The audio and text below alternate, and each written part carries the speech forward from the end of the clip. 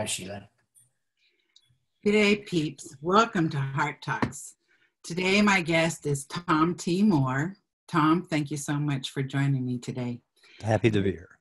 This is my Spiritual Tools for Everyday Living series. So when I saw your blog, I knew you were going to be a perfect guest for this series.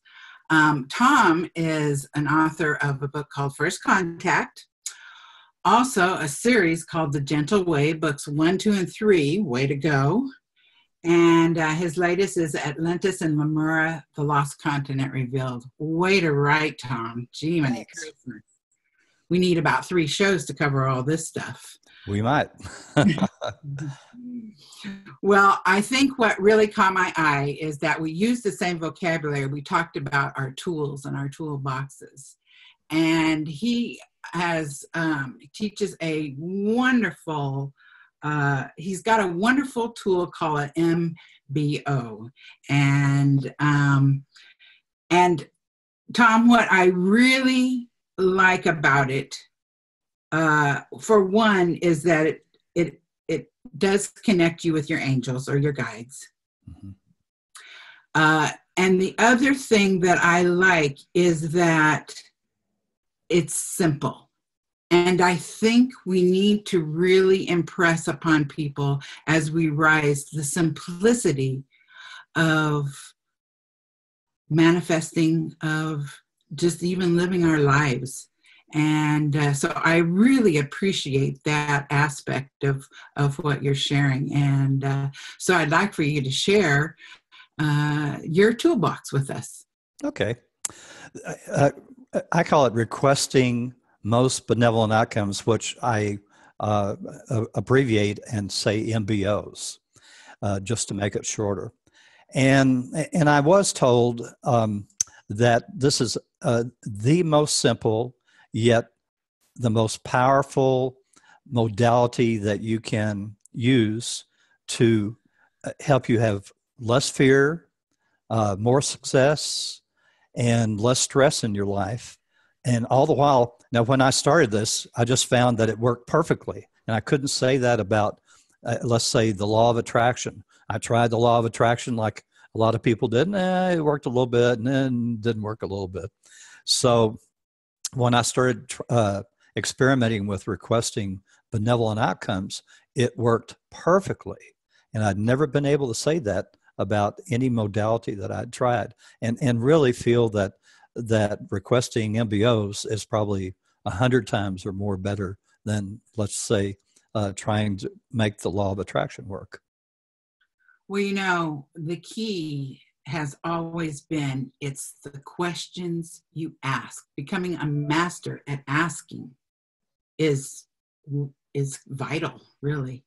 And that's what is so simplistic and clear, is that you ask the question, or you ask by saying, I request. Request, yes. Use the word request. And, excuse me, and what happens, what I've been told, now keep in mind, the great thing about requesting MBOs in your life is that it works with any belief system, okay? So you can believe that these requests go to whomever you believe they go to, and it still works perfectly. You don't have to believe, like I believe that these requests are handled by my own guardian angel, who is actually known as a golden light being. They're very, very old, whole souls that emanate a golden light, and they prefer the term servants of the Creator, but no one would know what I was talking about if I said golden light being or servants of the Creator. So we just say guardian angel, and your guardian angel can see farther down the path and knows if these requests are within your soul path or soul contract, as it's called. And if it is, then your request is granted. And I started out with the mundane things like a parking place in front of a busy restaurant, or a drives to to the post office or wherever, and I just found that they do work perfectly. So I have to use that for the parking lot myself because we've got more cars than spaces. And yes, so once I start on my way home, I certainly do start thanking for the parking spot, and it works every time whenever I do that. there you go. Yeah, Wow. some people call it they're parking angels, but it's all the same thing. You're putting out a request. It's just that I worded it. I was inspired to word it so that everyone could have this one phrase in their mind, and it's fine if you have a few seconds or a minute to think about a request, but it's something else if suddenly you're in danger, as people have written to me, where like one lady lived out in the country at a farm, and there was a tornado bearing down on her house, and she grabbed the kids, requested a benevolent outcome, ran down for the basement, and the tornado lifted up and passed right over her house. So these things, when you're in danger, you've got to have it on the tip of your tongue. Okay, so I like the part where you say, you start off small with just, Monday parking place or getting to your next destination safely. Because sometimes when we get into that, that mind stream that we want to start manifesting or creating or requesting, there's so much, it's so big. And what you said about it being in your soul path right now, because right now I think, it's pretty vital that we're on our soul path right now. Right. And that's another thing that requesting MBOs does, is that it keeps you on your soul path. Because as my guardian angel Theo says, you have a tendency to wander off the reservation, as he calls it, humorously. And so we don't know what our soul paths are because we're veiled. But if you're requesting MBOs in your life, he says that it will keep you on your soul path, so that, and this is the path that you chose with your soul before you were ever born, as being the very best for challenges, successes, to meet the right people, to have the right mate in your life, and so on, and it really keeps you on your soul path. So that's I didn't know that when I started. I was just experimenting with a new modality, and it worked, and it even works. Sometimes you think, oh, it didn't work. Let's say, oh, I request a most benevolent outcome for getting a job with XYZ company that I'm interviewing with. And you go and you don't get the job, and you say, oh, gosh, this didn't work. Well, 6 months down the way, you get a much better job. So that's how it works. You did get your way. You got your most benevolent way that was right. Your soul path. And sometimes what we, the answer is not what we thought it was going to be. I can say that for where I live right now. In essence, I asked to be in the, perfect place and had to follow my flow. And, I'm not where I thought I was going to be at all. And this, this is the big surprise. I mean, I don't think I would have gotten this without the assistance of the flow and of my soul path. And what's exciting about that is what's getting ready to come. Yes. Well, and I'll mention that as to give you an example, my wife and I decided to downsize our house, get another house, because our kids were grown. We didn't need to live in the most expensive neighborhood in Dallas anymore, and we just wanted to have a little easier life.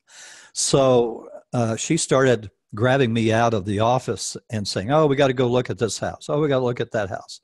And each time I would say, okay, I request a most benevolent outcome for buying this house, knowing that we wouldn't buy something that wasn't right for us. And this went on for some time. And finally, one day I said, okay, I requested Most Benevolent Outcome for the perfect house for us. And the next day, my wife found it. Right. So it's very powerful. Can't guarantee that it will work that fast. Same thing, you can request a Most Benevolent Outcome for the perfect job, for the perfect mate. All these take time, and that's why I tell people, start with the mundane requests first, because it gets immediate feedback. You know that when you're driving down the road, like I was driving between Nice and Cannes for a film market, and in a rental car, and this little French car passes me by doing like 90 or 100 miles an hour, whatever, and about 5 seconds later, he loses control and he hits the metal barrier in between the 6 lanes of the expressway, bounces back on the road right in front of me. But I had plenty of time to slow down and then creep around him at like 10 kilometers per hour and go on my way. He wasn't hurt, but it could have been really bad if I'd been about 5 seconds earlier. Right. And and I think like when we're on that soul path, that's exactly what happens, that something will slow you down, or someone will tell you to slow down, or someone will tell you it's time to move on to the next thing or the next job or whatever. And one of the other aspects I think of when you're saying your request is that okay, if you truly trust the universe and this process, you would be saying it in a very grateful mode. Yes. And I always say thank you at the end. I mean, when I say I request the Most Benevolent Outcome for my drive to the post office, let's say, I say thank you at the end. And when I first started out, I didn't do that, but I felt so grateful for all these things that were benevolently happening in my life, that I started saying thank you, and I recommend it to everyone. They don't expect it. Your guardian angel doesn't have to have it. They're going to do it for you anyway. But I feel on a human level, it's nice to express your gratitude. Right. And even when you just start beginning and you're just practicing and trying this out and everything, and you have to try to remember to say thank you and everything, that's cool. But believe me, once these start happening, you are just in a natural, normal vibration of gratitude. Yes. And then it just feeds more gratitude and more gratitude. I mean, sincerely, once you get on the train, it just keeps. And the gratitude is natural. Yes. It's not something you have to remember or anything. It's something that just feels natural. Because I think for me, I realize, okay, now I'm living in my magical world. This is exactly what I wanted. This is the dance I wanted to do with the universe and my higher self. And that is just a vibration of gratitude. Right. I'll mention that there are some rules on requesting benevolent outcomes. Number one, the benevolent outcomes have to be for you specifically. You say a benevolent prayer, which we can get into in a minute, when you're requesting most benevolent outcomes for other people. But MBOs are for you specifically. They must be benevolent for not only you, but everyone connected with a request. Okay, and that's kind of important because there will be times when let's just say you get to that parking lot and you're asking for a parking space right next to the door. You don't get it. You're a little farther away, but you notice that the person that did get it was a handicapped person, or there was something wrong, or maybe that car was going to get dinged by somebody that was mad and came out and slammed their door and put a ding in the car. So just trust the process and know that you're getting the most benevolent outcome. And then you need to say the request out loud. Okay. And if you're unable to speak, it at least needs to be said in writing, because in the future, Theo tells me, scientists are going to relearn the power of the spoken word. Okay. And especially when you get into benevolent prayers and you start having 50 or 100 or 1,000 people saying the same prayer, it becomes very, very powerful. Okay. And I'll give you a hint that was given to me. That's how the pyramid blocks were moved, was with the spoken word or chanting or whatever. So it does have to be said out loud. And then there is no limit on the number of times that you can say the MBO. People, in fact, I just got an email probably yesterday from somebody saying, "Oh gosh, I'm saying this MBO every single day for this to happen. Is this okay?" And Theo says that if you wish, you can say this benevolent outcome request multiple times if it makes you feel good. You are not penalized, okay? But you only have to say it once. That's the thing. But we're human, and so if you really want something, you may be saying it multiple times. Testimony to one's own trust and belief. And yes, and you do have to trust in the process. I imagine, and you never run out of these requests. I mean, you can't say them too many times. You can't. It won't be blank. When I imagine there's this huge stack of MBO requests with a blank in it on my desk, and every time I request a benevolent outcome, I write it in, tear it off, and throw it away. But the pile never goes down. Okay, I've requested 15 or 20,000 MBO requests at least, probably. I don't count them. Some people do. Some people write them in a journal, but I don't do that. And but it's you can request these the rest of your life, and you will find it will make a marvelous difference in your life. Talking about having a list of requests. Well, okay, so you have to remember what you requested, because, you keep walking your path and pretty soon these answers start coming. Well, if you don't remember your request, you might not catch your answer. Right. And there are people that tell me, I'd completely forgotten I'd asked that, and 6 months later, there it happened. So, and of course that especially can happen if you're requesting one of these big things like a job, the perfect job, or the perfect mate, or the perfect house, home, place to live. Some people say, "Well, gosh, I'm thinking about moving to such and such. What do you think?" And I tell them, request, say an MBO for the perfect place for you to live, and then listen for those whispers in your ear, because they're going to be telling you what's the perfect place for you.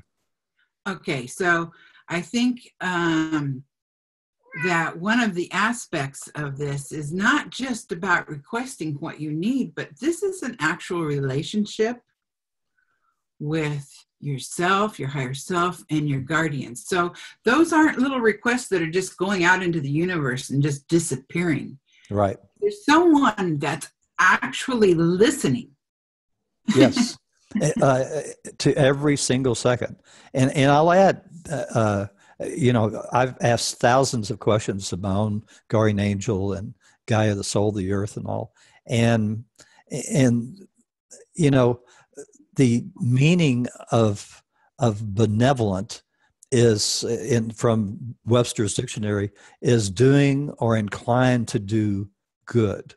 And that's what your guardian angel wants for you. Okay? They are here for every one of your lives, I've been told. And each of our lives has 12 parallel lives. So there are 12 yous out there somewhere.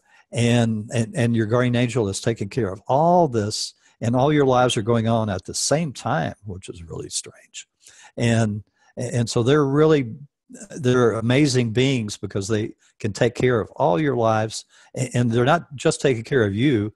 Theo says he takes care of 17 whole souls. Each soul has anywhere from 6 to 12 soul fragments having lives on Earth. Each of those fragments are having, on average, 600 to 800 lives on Earth, and each of those lives has 12 parallel lives, because our souls decided that would give them the biggest bang for the buck, the biggest learning that they needed, because our souls are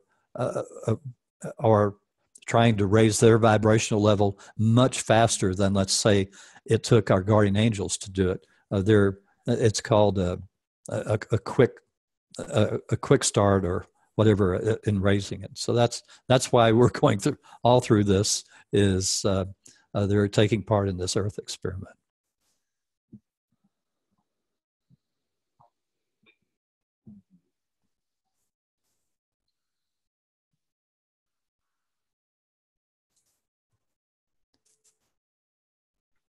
Okay. Can you hear me? Okay, got it. Yeah. Yes. Was it a delay? A little delay. Oh. We had some guardians come passing through. Okay. I wondered. I thought we invite them in. Did we leave the sound off? Maybe. Where were we? Okay.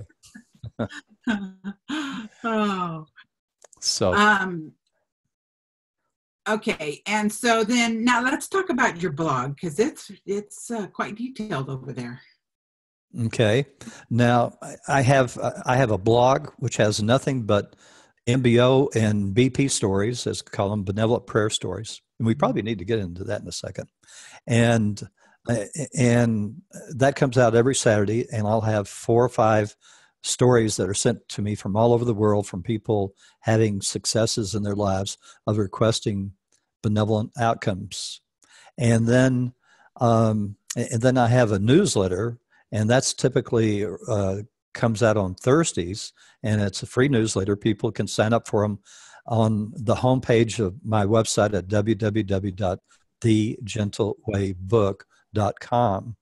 And I take questions again from my readers all over the world, and I ask Theo and I ask Gaia, and then I also have one of the members of my soul group or soul cluster, as Theo calls him. His name is Antura, and he's an ET living on a water planet in the Sirius B star system, and he's had 800 lives on Earth, but he's back. He's back home, where he's part of a first contact group or that contacts emerging worlds. So I've asked him thousands of questions, and that was that first contact conversations with an ET book. So, and also he appears in the Atlantis and Lemuria, the Lost Continents Revealed book too. So quite a so I ask all these questions. They appear in the newsletter each week, 12 or 13 pages, and it's never the same week to week. There's always someone asking new questions. We got to do. I want to do another interview about your Atlantis and Lemuria book, because I think that would be pretty fascinating. And yeah, goes back 10 million years. So quite interesting. And I have more information about those 2 continents that anyone has ever had in any other book. So just a hint to anyone that wants to check it out on Amazon or wherever you buy books. So can we bring up benevolent prayers? Yes. Okay. Benevolent prayers are what you say for other people and other things, other beings, other like your animals or pets or whatever. And in my first book, I call it Living Prayers, and they were all over the map, okay? But in my second book, I called it a benevolent prayer, and I finally I was inspired again to come up with a phrase that everyone could use all the time that would not have any deities involved, so that you could say this prayer in a group of people that had any religion you imagine, and it would still work because again, they would think it would be going to wherever they believe their prayers go to. So you say, I ask any and all beings. Now, when I said, Theo, ask sounds like request. And he said, look it up in the dictionary. So when I did, it is a little different. So look it up in the dictionary if you want to see. And so you say, I ask any all beings to, well, I'll give you one that I've used quite a bit recently in the newsletter. I ask any and all beings to aid and assist President Trump, his administration, Congress, the courts to make decisions in the best interest of the citizens of the United States, the citizens of the world, and the planet. Okay? And I've had hundreds of people, if not maybe well over 1,000, that have said that benevolent prayer.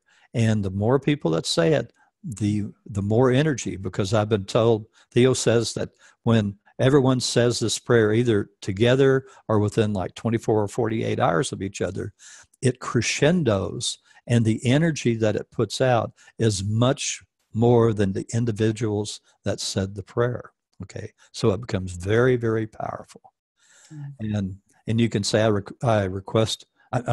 ask any and all beings to come to aid and comfort the people that are trapped in the ruins of such and such a earthquake, and to keep them safe until they are found and rescued. Thank you. So you can do it for all sorts of things, for other people and other beings and all. Wow. And, like your one for the government, you don't have to be one side or the other. No, that's why I did it that way. It doesn't matter what side of the fence you're on. You can think, well, the benevolent thing would be such and such. But if you say that way, whatever is the most benevolent thing for all the citizens of the U.S., the world, and the planet itself, that's what's going to happen. And that vibration is so much better than a judgmental or angry or disbelief. Right. And I've heard plenty of those. So, people are kind of taken aback. Well, why didn't you say that? Well, let's leave it to the higher powers to know what is the most benevolent. And, well, it happens. Another one of the tools that I use often is to slow down. Because like whenever I was manifesting my move over here, I wanted to be very careful about my thoughts, what I was asking, what I was saying, what my beliefs were. And I think, by slowing down our pace, slowing down the thoughts, and paying attention to what is necessary right now in this moment. And just like your prayer to the government, I mean, that is that just takes a moment of time, and it's for the good of so much. And if you're not rushing through your day and everything, there is time to say a little prayer for that. Yes. So I put it in pretty often. I think I might have had it in the last newsletter. And you can, all my newsletters are archived on my website, again, at www.thegentlewaybook.com. And you just click on articles and news, and you'll see all my newsletters that I've been doing 52 weeks a year since like 2007. And I'd start with the new ones if you want to kind of catch up and sort of work your way back. And you'll really start seeing a lot of information that is really amazing. It's amazing to me when I get these answers, because I don't know what's coming when I ask these questions in my what I call an active meditation. Right, right. Well, Tom, this has been a great chat, and I do hope that you'll come back and we can talk about your other books. And we did get to chat a little bit before the interview, and I know there's some exciting things to talk about. So I do hope you'll come back and I just like this idea that you've made a place and a gathering place for people who are all on the same vibration, all on the same note, all on the same request, because that's what makes it so powerful. Right. And you'll see that I tried that everything that comes out in the newsletter is positive. And when I ask these questions of Theo and Guy and all, they will tell me the answers to almost everything, with the exception that one, if it gets into scientific stuff, my degree is in business, so they have to really dumb down the answers. And two, if I ask a question that would interfere with someone's soul contract, either that they're going to discover something and they'll have that aha moment, that thrill discovery, or that would interfere with something else coming up in their life, then they can't answer it. So otherwise, those are, that, and I have to ask specific questions. So that's the other thing. Well, I encourage you go to his blog and read what the people have been experiencing, because it is pretty exciting, and it is. I think it's good to kind of organize your request time or your request, so that you're not just throwing them out there without having that relationship, without experiencing that gratitude, and knowing that you are communicating with your guides, and you are with a network of people who are on the same page. So that's really cool. All right. Well, I hope you've enjoyed this. We'll put the information where you can find his blog and his books. So I hope you've enjoyed this. We'll see you again, Tom. Thank you from my heart to yours. Namaste. Namaste.